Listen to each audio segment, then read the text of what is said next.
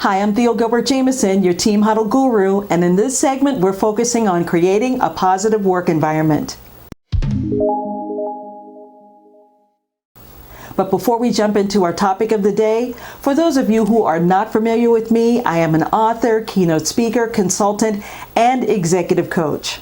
And in one of my many roles, I actually write daily Team Huddle content for organizations to ensure their leaders always have engaging information to share with their teams on how to raise the bar and elevate the customer experience.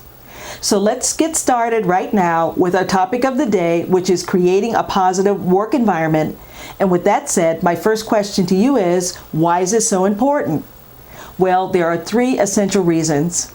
One, when we create a positive work environment, people enjoy coming to work every day.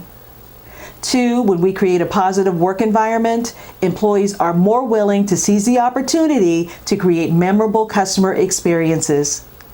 And three, employees just feel more valued, respected, and appreciative. So what are you doing to create a positive work environment? Well, maybe it's in the way that you give genuine compliments to others. Or maybe it's that you are aware of just how important it is to say thank you often. Or maybe you're just very good when it comes to remembering and recognizing people's birthdays, service anniversaries, and other key accomplishments.